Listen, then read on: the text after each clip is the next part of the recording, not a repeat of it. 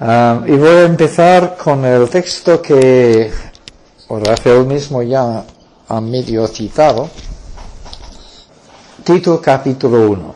Este texto es uno de los textos más conocidos de la Biblia sobre la cuestión que tenemos por delante. Hemos venido aquí para alabar y adorar al Señor, pero también para escuchar su palabra y muchas veces su palabra no versa sobre Él mismo y su alabanza, sino sobre cosas muy prácticas y muy humanas, pero esto todo tiene su lugar, ¿no? Y en este capítulo 1 Pablo está escribiendo a Tito acerca de la necesidad de constituir ancianos, que supongo que sabéis ya que es lo mismo que decir pastores, lo mismo que presbíteros, lo mismo que guías, líderes. La Biblia utiliza una pluralidad de palabras. Esto de por sí es interesante, porque indica que estas palabras, más que títulos, son descripciones. Nuestro mundo sufre de titulitis, que si no tienes diploma para pintar una pared, no puedes pintar una pared. Tienes que tener tu título. Y a veces pensamos en la palabra pastor como si fuera un título, un rango. No, es sencillamente una manera de describir a una persona que cuida a las ovejas, ¿no? Pastor, anciano, indica que normalmente los pastores de una iglesia van a ser viejetes como Rafael. Hay que reconocer, sin embargo, que Tito y Timoteo, que recibieron instrucciones acerca de cómo nombrar a ancianos, sin embargo, ellos mismos eran jóvenes, según lo que dice Pablo, y sin embargo están ejerciendo más autoridad que estos mismos ancianos a los que iban a nombrar. Así que no es cuestión tanto de edad física como de madurez espiritual. Anciano. Bueno, me estoy enrollando, así que volvemos al texto. Tito 1, versículo 5. Por esta razón te dejé en Creta, para que pusieras en orden lo que faltaba y designaras ancianos en cada ciudad como te ordené. Dos cosas aquí, antes de seguir. En primer lugar, una iglesia puede sobrevivir sin pastores. Esto es lo que estaba ocurriendo en Creta en aquel mismo momento. Pero según la voluntad perfecta de Dios, una iglesia sin pastores sufre una deficiencia, una falta de orden. Y Pablo indica a Tito que las iglesias están funcionando. La situación es que Pablo ha tenido una gran campaña evangelística en Creta, se han convertido muchos, se han establecido pequeñas congregaciones en cada ciudad, dice, probablemente en cada ciudad donde hay creyentes. Creta era la isla de las 1000 ciudades, así se llamaba en la antigüedad. Y creo que por mucho éxito que haya tenido esta campaña, sería difícil imaginarnos que en 1000 ciudades ya había iglesias gracias a ella. Pero sí que había habido una campaña, pero por razones desconocidas para nosotros, Pablo había tenido que seguir su marcha dejando estos pequeños grupos de creyentes sin liderazgo formal. Pero Tito lo ha dejado atrás para rectificar esta situación y designar ancianos. Aquí la palabra "y", que une estas dos frases, para poner en orden lo que falta y para designar ancianos, no quiere decir que hay dos problemas. Por un lado tienes que poner en orden lo que falta y por otro lado tienes que designar ancianos, sino que la falta de ancianos es la carencia que hay que corregir. Tienes que poner en orden lo que faltaba, designando ancianos. Una iglesia es iglesia si no hay ancianos. Pero a la iglesia le falta algo conforme a la palabra de Dios. Puede existir en esas condiciones durante un tiempo. Y se producen situaciones en las que no hay un liderazgo, pero la iglesia puede seguir funcionando. Pero funciona faltándole algo. Y la segunda cosa que quiero comentar es que la frase designando ancianos en cada ciudad no quiere decir designando un anciano para cada ciudad, por lo tanto hay muchos, pero uno en cada ciudad, sino que probablemente signifique nombrando a una pluralidad de ancianos en cada ciudad. Curiosamente, incluso los comentaristas católicos hoy en día reconocen que esta es la fuerza de la frase, que debería haber una pluralidad de pastores en cada parroquia católica. No es así, pero los comentaristas católicos reconocen que esto es lo que significa esta instrucción de Pablo. Yo he sido pastor de una iglesia,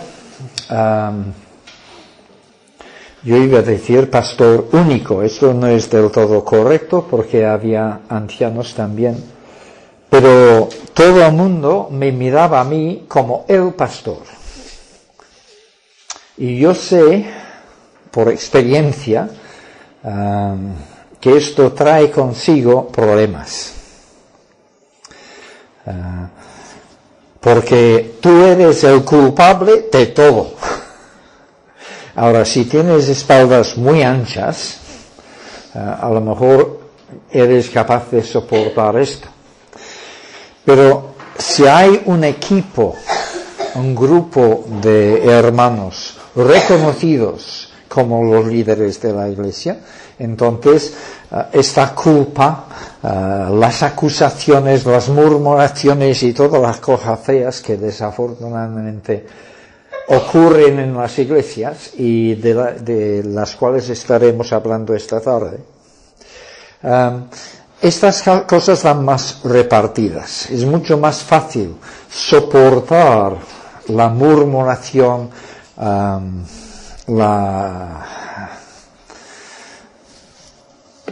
no me sale la palabra, la oposición, si sois un grupo y si hacéis piña.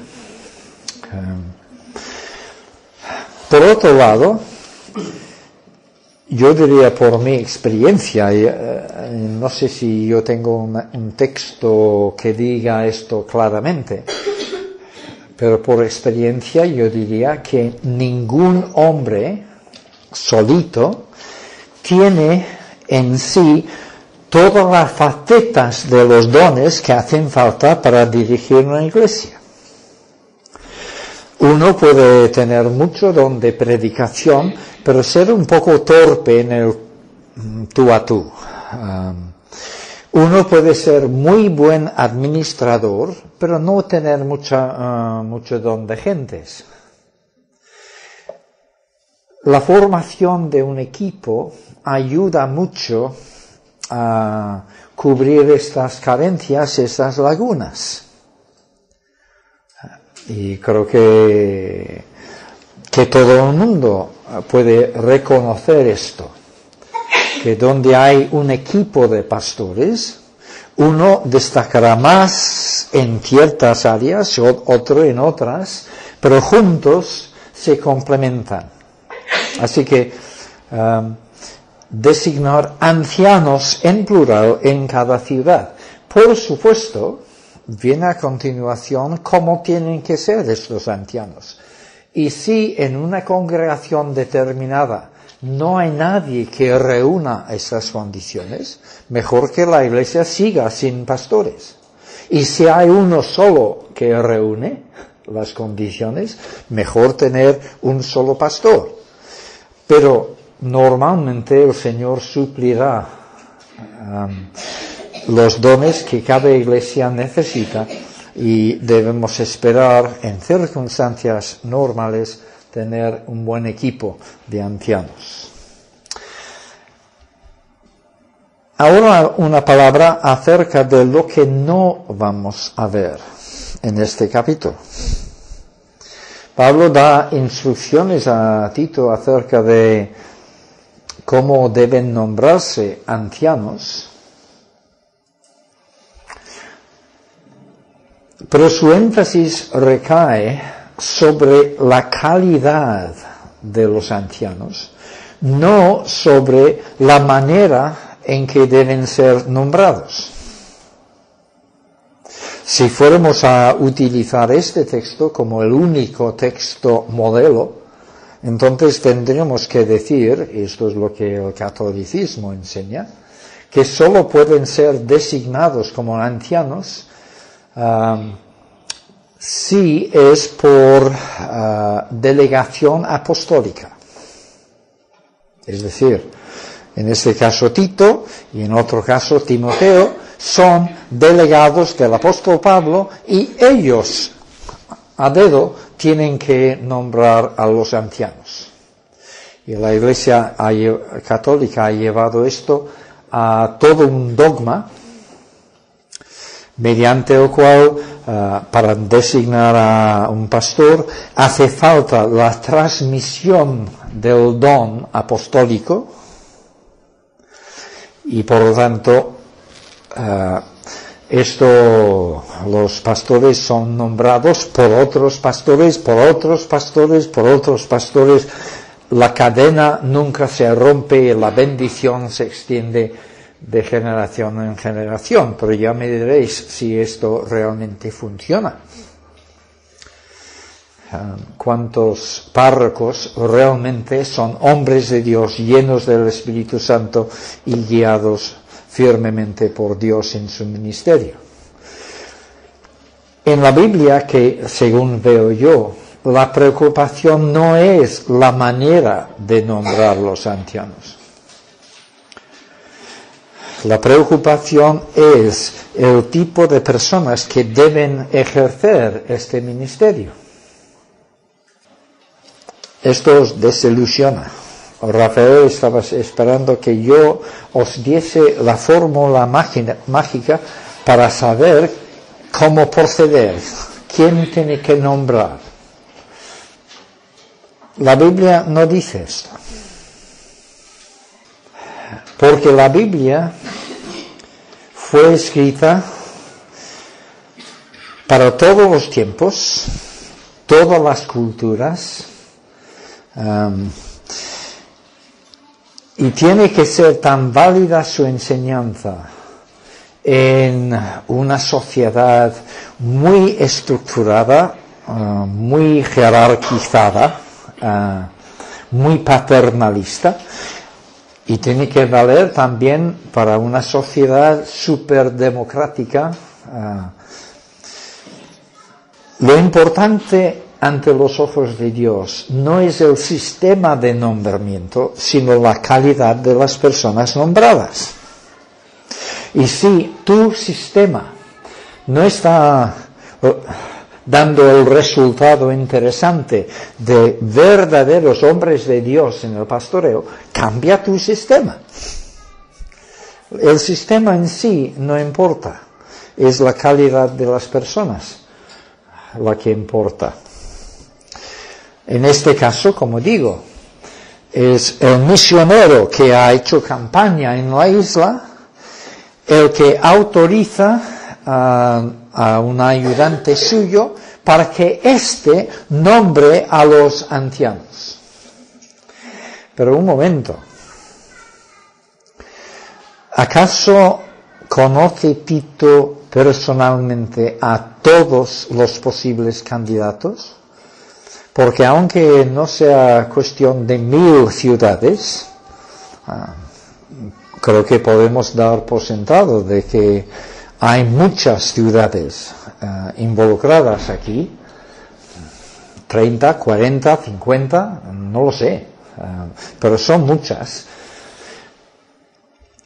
Entre todos los hombres que hay en cada congregación, ¿tiene Tito conocimiento para nombrar?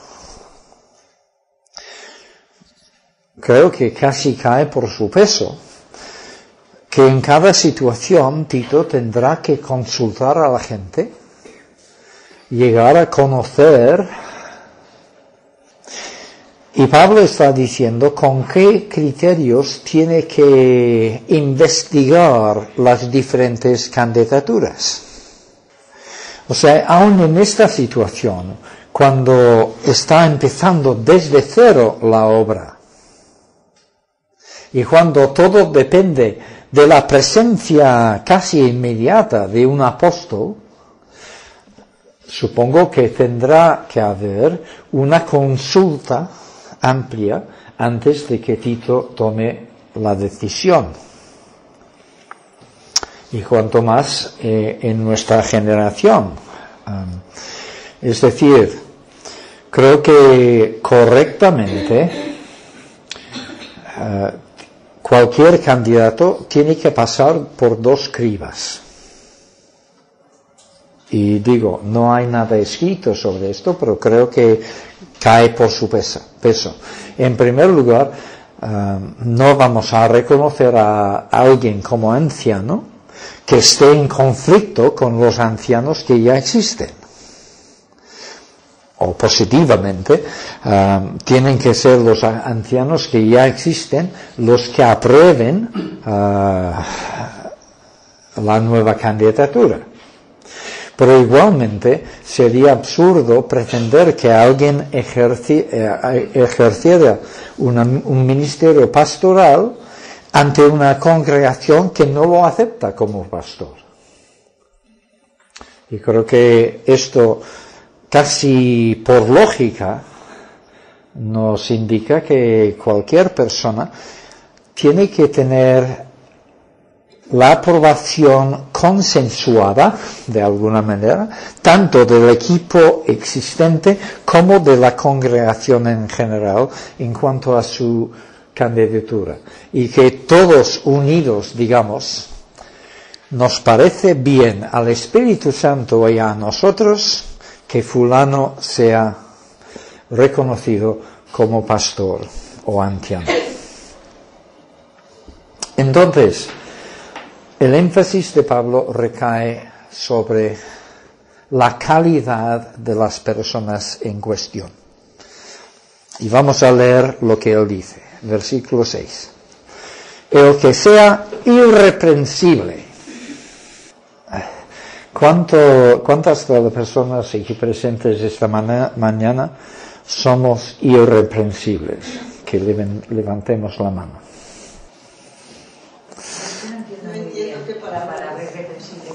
Que nadie puede reprenderte por nada negativo en tu vida. Tiene que ser una persona perfecta para entendernos.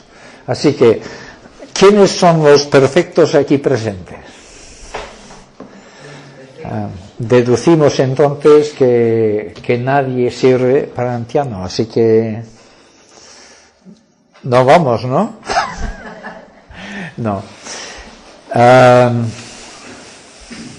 Evidentemente, nadie, absolutamente nadie, es irreprensible completamente perfecto delante de Dios. Nadie es irreprensible delante de su propia conciencia, si el Espíritu Santo le ha estado hablando. Todos nos reconocemos indignos, pecadores, sinvergüenzas. Entonces, ¿qué?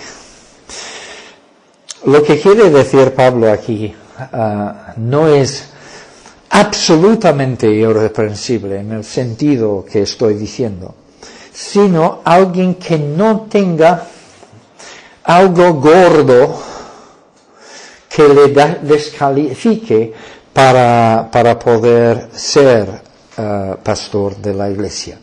Y lo que Pablo entiende por algo gordo es lo que veremos a continuación. Marido de una sola mujer, que tenga hijos creyentes que no estén acusados de libertinaje o rebeldía, porque es necesario que el obispo es otra palabra intercambiable con anciano pastor. Obispo significa supervisor, el que vela por encima de la congregación. Es necesario que el obispo sea irreprensible como administrador de Dios, no arrogante, ni iracundo, ni adicto al vino, ni pendenciero, ni codicioso de ganancias deshonestas, sino hospitalario, amante de lo bueno, prudente, justo, santo, dueño de sí mismo, que retenga firmemente la palabra fiel conforme a la doctrina, a fin de que sea capaz de exhortar con sana enseñanza y de refutar a los que contradicen. Pues vaya lista, ¿no? ¿Quién aprueba esta lista?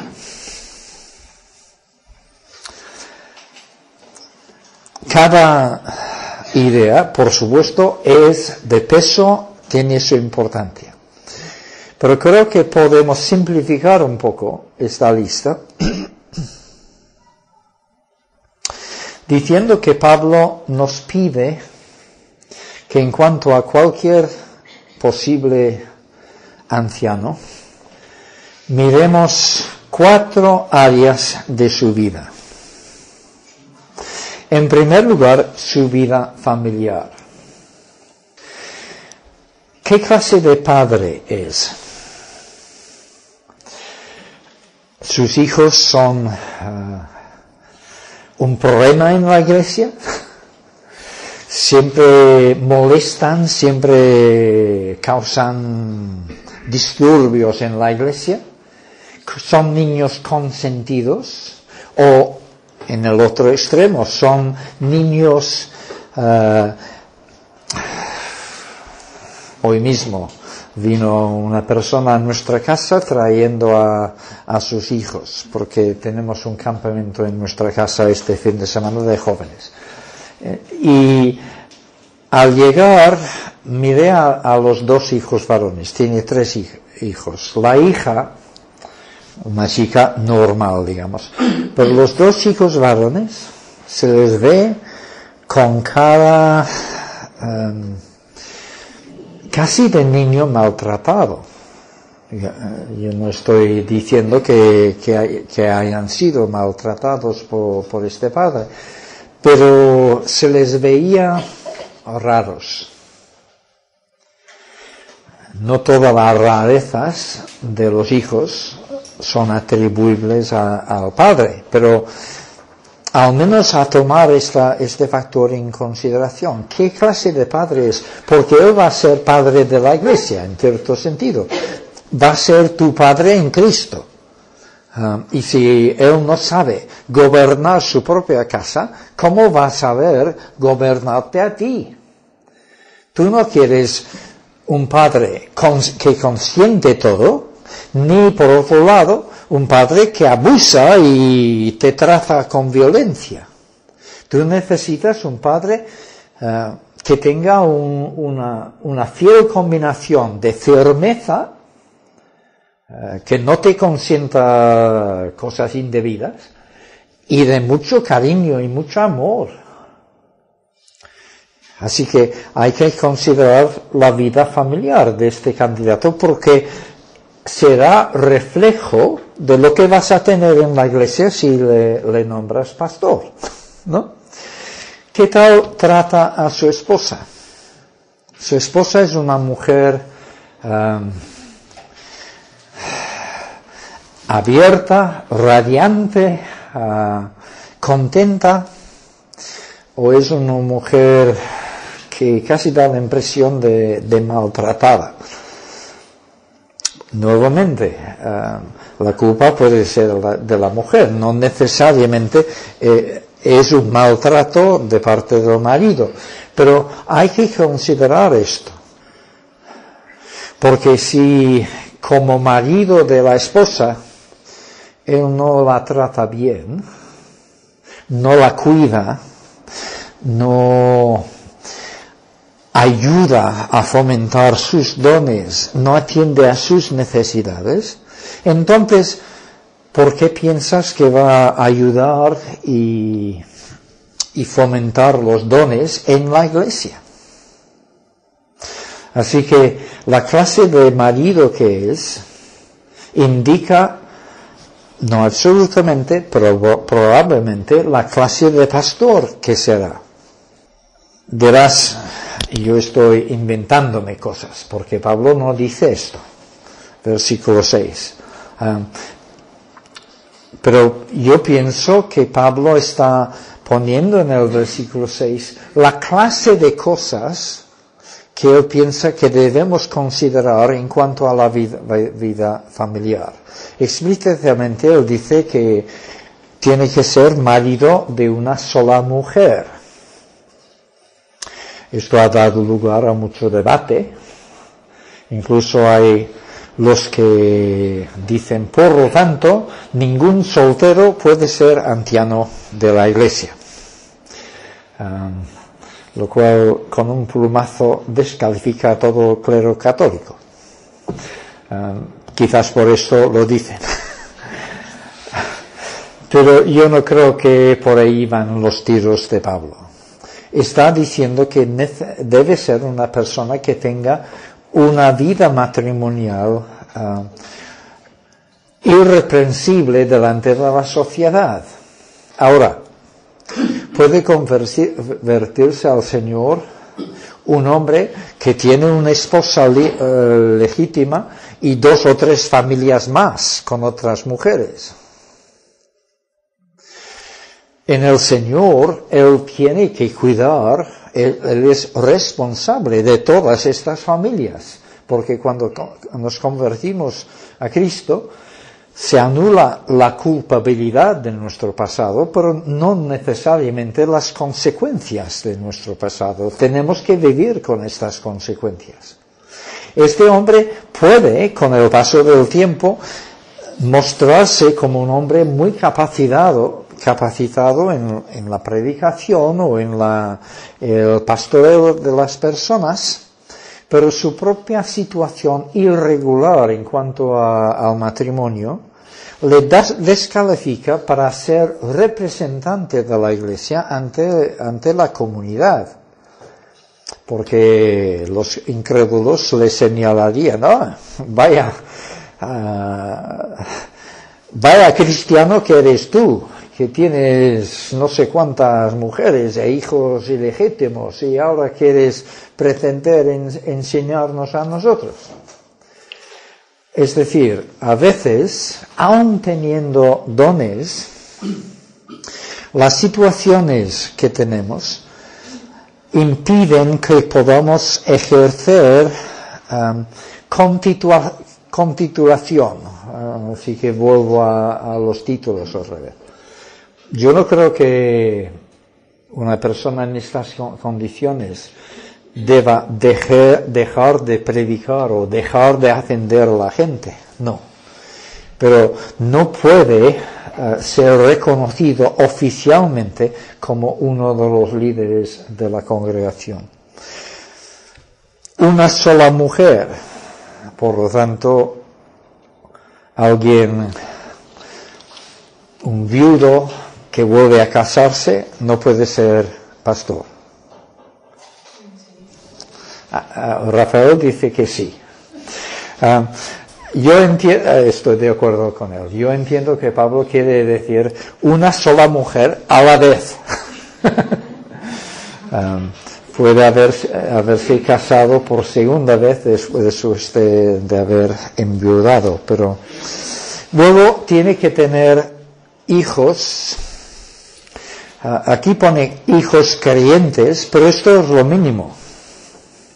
Hijos fieles sería la palabra, que no estén acusados de libertinaje o rebeldía, porque todos sabemos cómo son los hijos de creyentes. No estoy mirando a Dan ni a nadie en especial. Pobrecito mío. Los hijos de creyentes crecen en el ambiente y pueden muy fácilmente ir acoplándose a la iglesia, conocen el lenguaje de la iglesia, las costumbres de la iglesia, saben cuándo hay que levantarse, cuándo hay que sentarse en los cultos, son muy buenos cristianos. Pero llegan a la adolescencia y empieza la lucha. Y a veces esta lucha conduce a mucho desmadre. Y algunos de nosotros hemos vivido en nuestra carne esta clase de situaciones, ¿no?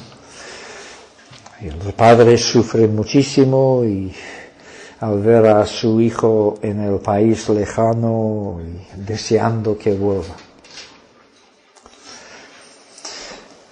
Esto también puede repercutir negativamente en el ministerio. Enseguida nos planteamos preguntas. Por ejemplo, tenemos un amigo que tiene 3 hijos varones. 2 de ellos están en la obra, muy entregados al Señor, muy comprometidos, muy consagrados, pero el tercero es ateo. Vive en París una vida irregular, renegando de todo. ¿Qué hacer en esa situación? 2 hijos son fieles, pero uno podría ser acusado de libertinaje y rebeldía. Insisto, yo creo que Pablo aquí no está dando una lista legalista para que con cualquier detalle tumbamos a los candidatos. Está pidiendo que reflexionemos. La situación aquella de este hijo ateo, se puede ver una vinculación estrecha entre esta rebeldía y el comportamiento de los padres. ¿Los padres han sido buenos padres o no? Porque muchos hijos rebeldes se deben al mal comportamiento de los padres. Así que hay que sopesar todos estos factores. Luego, en segundo lugar, en primer lugar, hay que mirar la familia. ¿Qué tal va en la familia? Porque tal y como se comporta en la familia, así se comportará en la iglesia.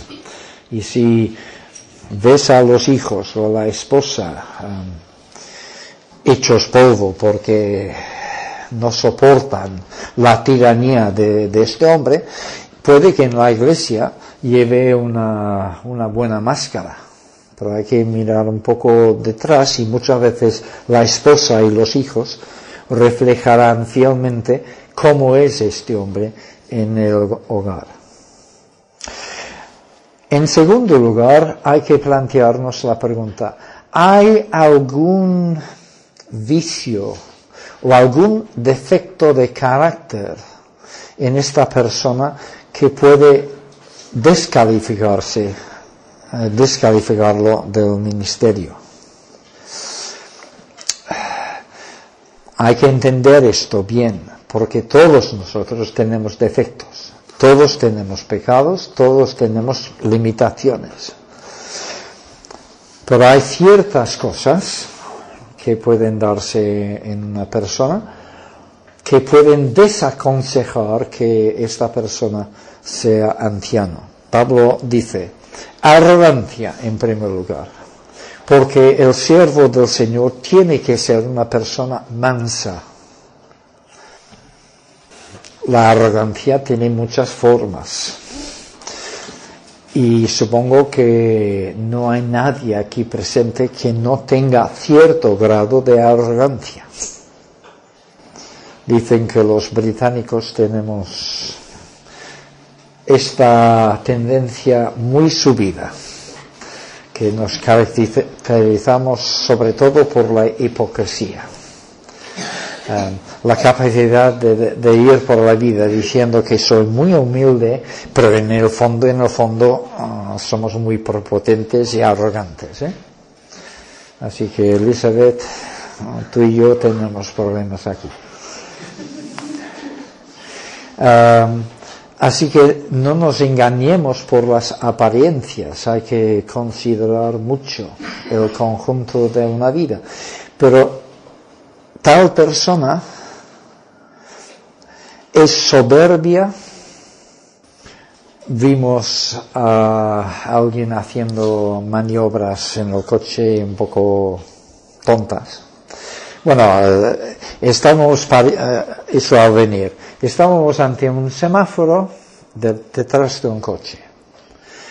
El semáforo se pone verde y el coche delante no se mueve. Así que después de unos segundos le di un pito con el claxon, muy suave, y el tío, que estaba despistado hablando con la persona a su lado, entonces se dio cuenta. Empieza a arrancar el coche y se le cae. Entonces se pone nervioso y no puede arrancar el coche. Y mientras tanto los coches detrás de mí empezaron a pitar, ¿no? Y entonces él empezaba a hacer señales con la mano, como si no es culpa mía, es el coche. Yo comenté a Marga, te das cuenta de que el español nunca tiene culpa. Siempre es culpa de algo, culpa de alguien, pero yo no. Así que los ingleses somos hipócritas, pero los españoles no admiten su responsabilidad. Pero todo esto pueden ser formas de arrogancia.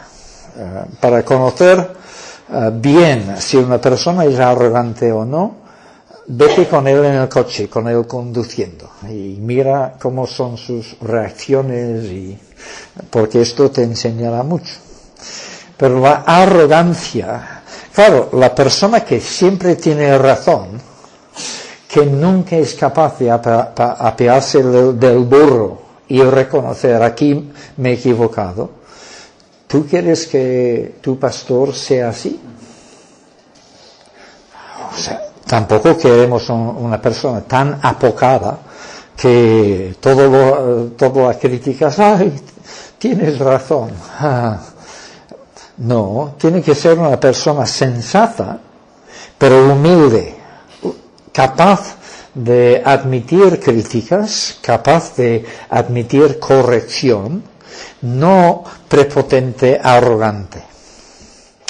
Tampoco iracundo. Y nuevamente insisto, todos nosotros tenemos ira. Y si tú no tienes ira, algo te pasa. Porque ante las injusticias y los atropellos de la vida, si nunca sientes ira, no tienes la mente de Dios, porque Dios sí que siente ira. Pero ¿qué hacemos con esta ira? Y la mayoría la tragamos. Los psicólogos dicen que la depresión es la ira introvertida. Y cuando introvertimos la ira, nos hacemos pupa a nosotros mismos y acabamos con embolias y otras historias. Pero cuando extrovertimos la ira, hacemos pupa a los demás. En ambos casos estamos manejando mal la ira. La ira la tenemos que asumir y presentar delante de Dios y pedir que Él sea el que haga venganza, porque la venganza es suya, y dejar nuestra causa en manos de Dios. Pero es tan erróneo tragar la ira y hundirnos en depresión como exteriorizar la ira y hacer daño a otros. Conocéis la historia de Nehemías y Esdras. Cuando estos dos hombres se enteraron de las infidelidades de los judíos con mujeres paganas, Esdras se encierra en su habitación y llora. Y como era costumbre entre los judíos, sacaba pelos de su barba y rasgaba las vestiduras. Nehemías, cuando él se entera de la misma situación, o la misma clase de situación, lo que él hace es arrancar pelos a las barbas de los demás y rasgar sus vestiduras. Dos reacciones. La Biblia no critica ni al uno al otro, pero lo digo así para ilustrar la diferencia entre temperamentos. Pero con todo, yo prefiero estar bajo el pastoreo de un hombre que se haga pupa a sí mismo, que no bajo uno que me haga pupa a mí. Así que tienes que mirar esto. Es una persona tan corta de mecha que en cualquier situación puede estallar y hacer mucho daño a la iglesia. Porque este carácter iracundo puede descalificarle. Ni adicto al vino. Bueno, no hay nadie aquí. Yo creo que esto se tiene que hacer extensivo a cualquier sustancia que nos domine. Porque una persona que no puede dominar las cosas, ¿cómo va a gobernar bien a la gente? No pendenciero. En las iglesias tradicionales en la antigüedad, por ejemplo en la iglesia anglicana en Inglaterra, en la puerta hay dos señores que tienen un bastón muy elegante con decoración dorada y están ahí en la puerta. Pero la razón de la existencia de esas personas es que durante el culto, especialmente durante la predicación, que solía ser casi tan larga como la mía, ellos iban con el bastón ¡pum!, en la cabeza de cualquier persona que se dormía en medio. Es un buen sistema, Rafael, así que. Pero también estaban para impedir las peleas entre los creyentes.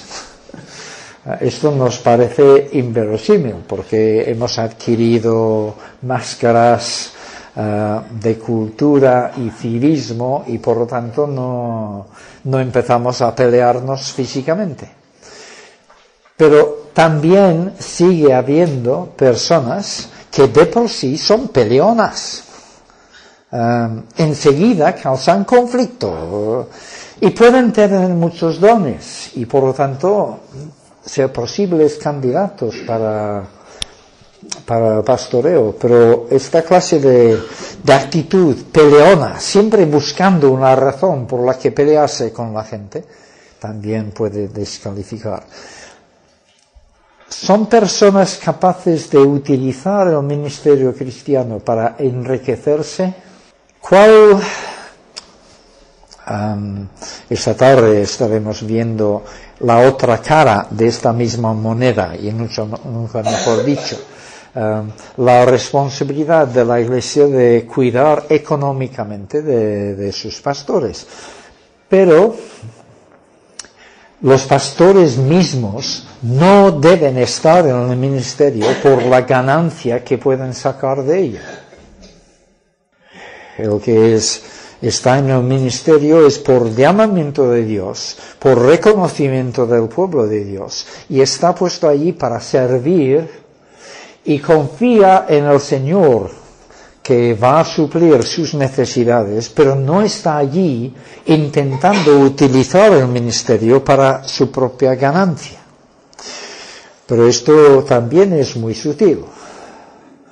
Y hace falta medir en lo posible esta característica en los candidatos. Se ve intereses equivocados en su motivación o realmente desean glorificar al Señor. Se ha ido la hora. Muy rápidamente las dos áreas siguientes. La tercera, entonces, tenemos que investigar a ver si el candidato tiene ciertas características positivas que son necesarias para el buen pastoreo. Es una persona hospitalaria. Permitidme cambiar el término. Es una persona accesible. Porque difícilmente vas a recibir un buen pastoreo de una persona que nunca se abre, que siempre mantiene la distancia, que siempre se coloca en un pedestal y por lo tanto no te atreves a contarle nada. La hospitalidad, por supuesto, significa, en primer lugar, abrir tu casa, recibir a gente, ya sea para una comida o para estar allí unos días. En aquel entonces era mucho más necesario abrir las casas que hoy en día.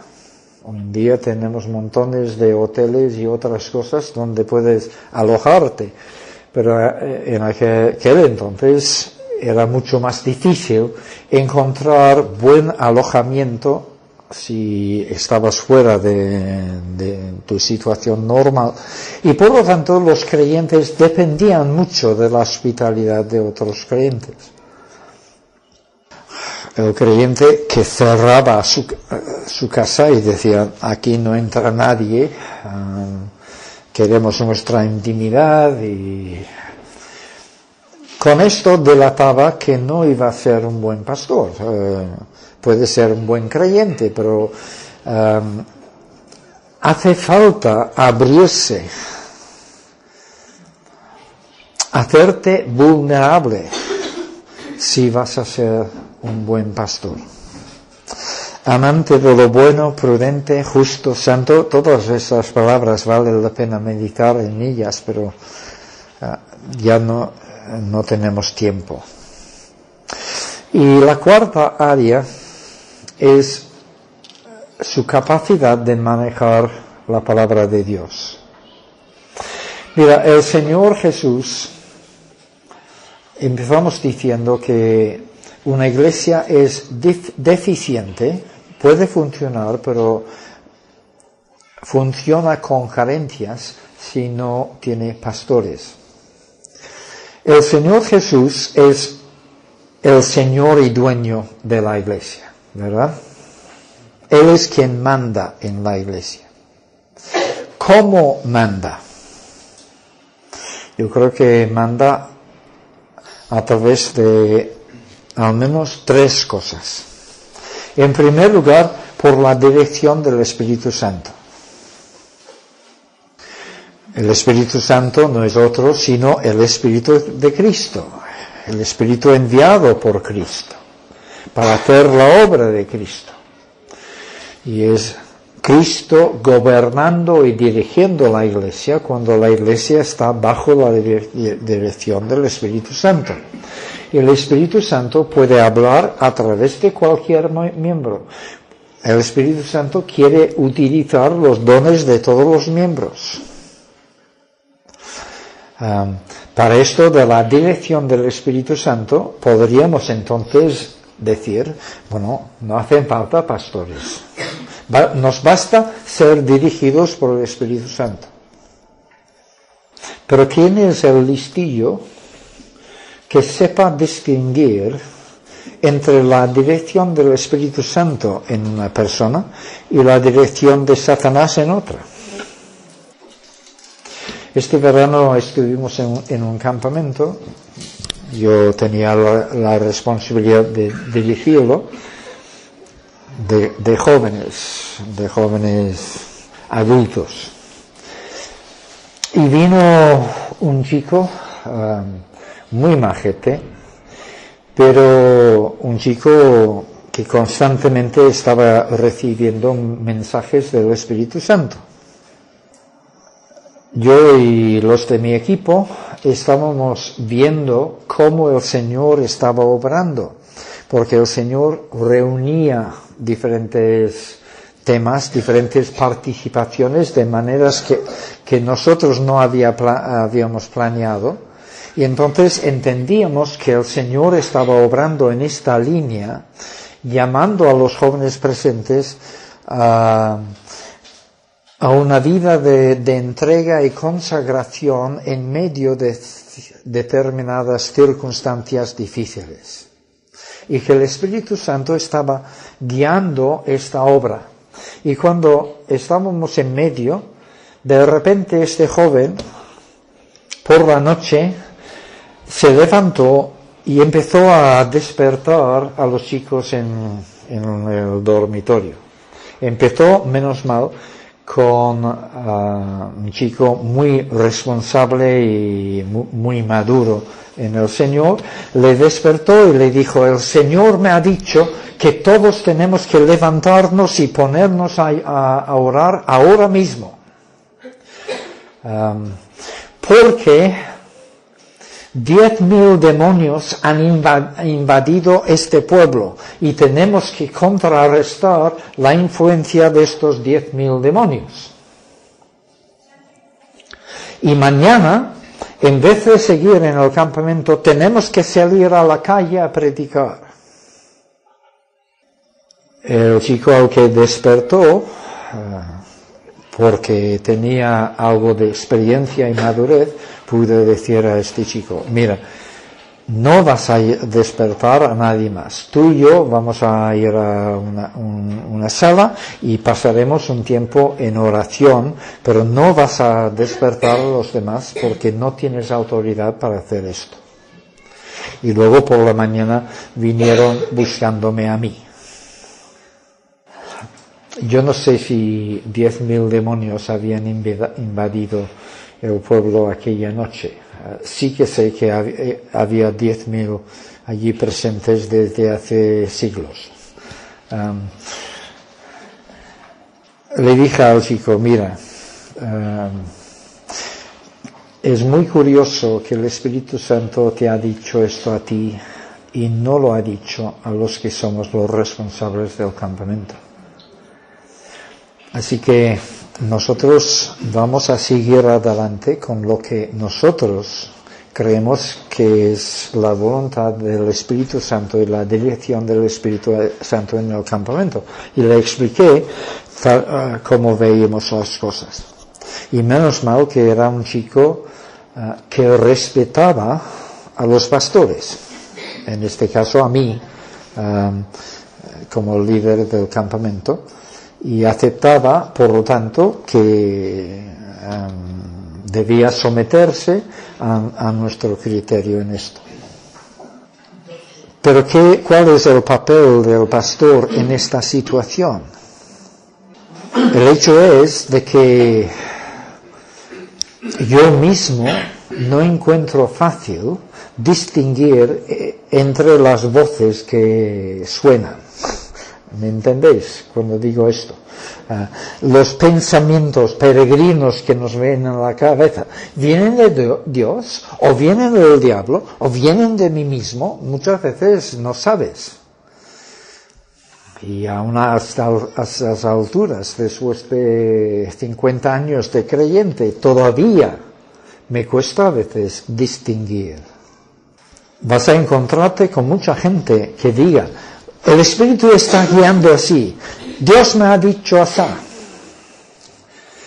Si no hay nadie designado para liderar la Iglesia, ¿quién decide lo que es de Dios y lo que no es? Porque muy fácilmente puede entrar alguien diciendo, el Señor me ha dicho barbaridades. Suena absurdo, pero es así.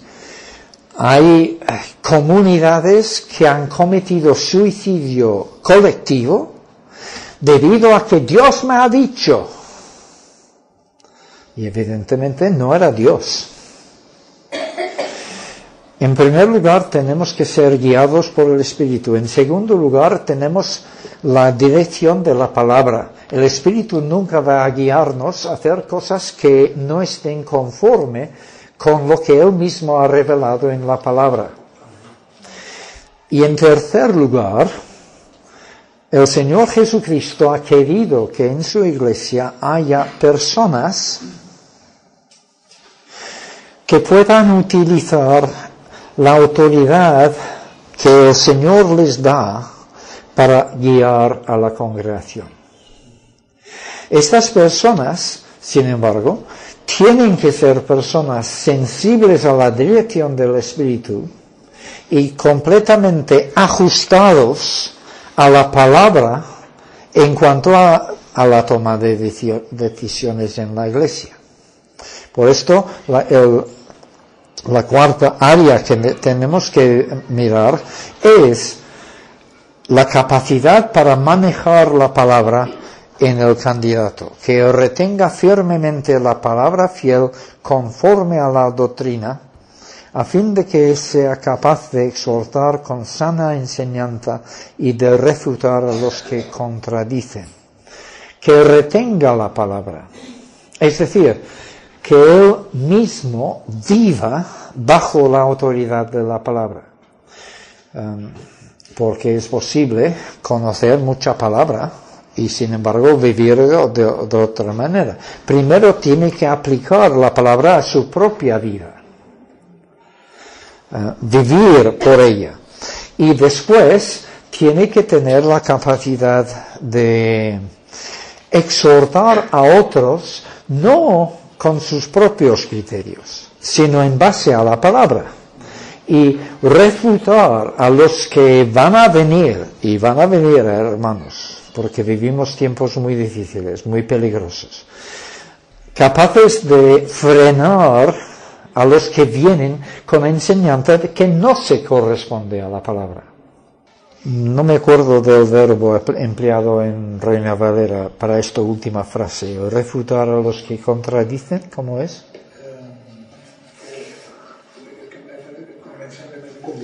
Convencer.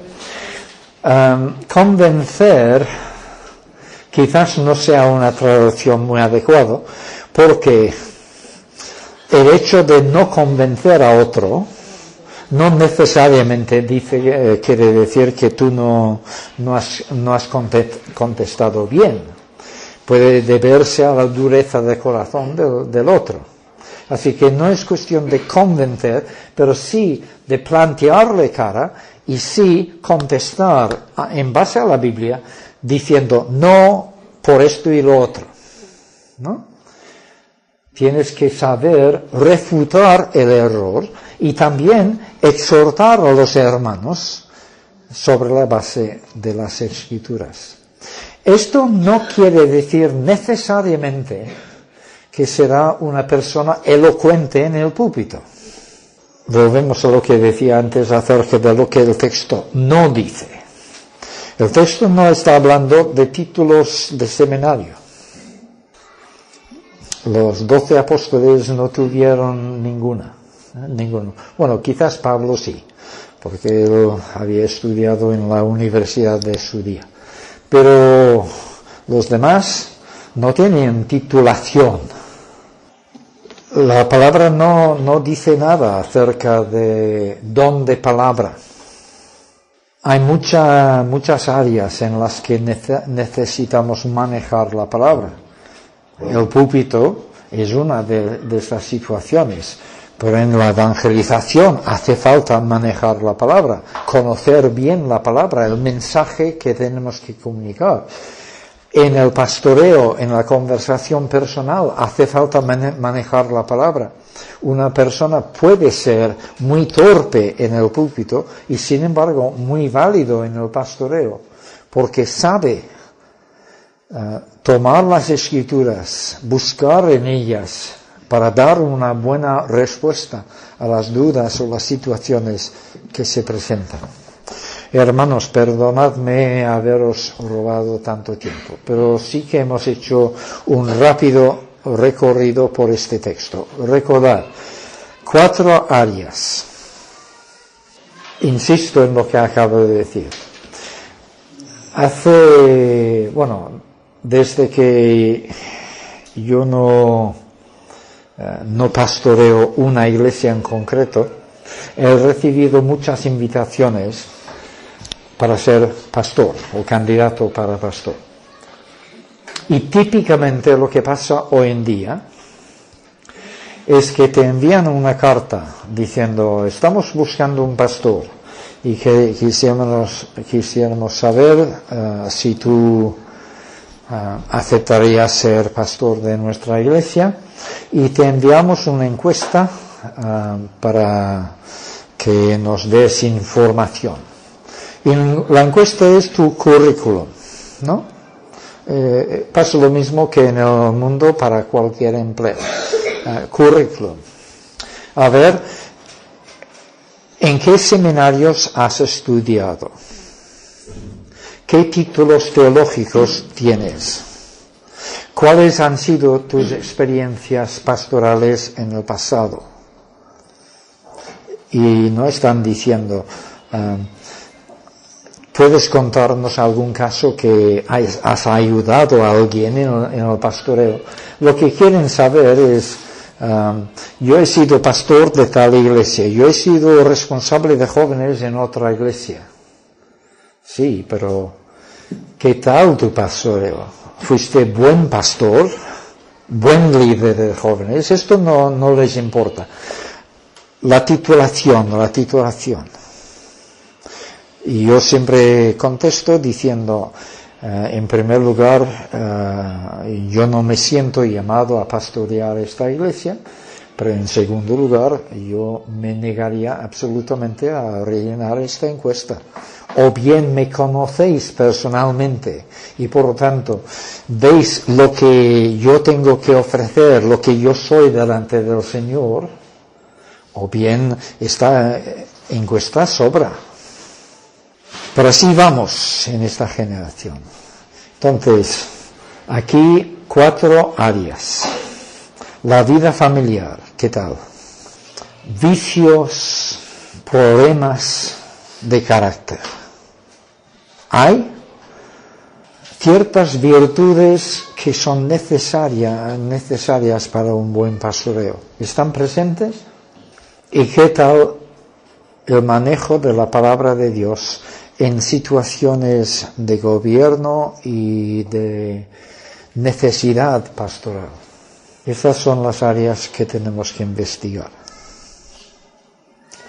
Repito, a Dios le preocupa muy poco cómo se hace el nombramiento. El sentido común en una situación democrática, de una sociedad democrática, creo que dicta que debe tener el beneplácito tanto de los pastores existentes como de la congregación en general. Pero lo importante es la calidad, no el sistema.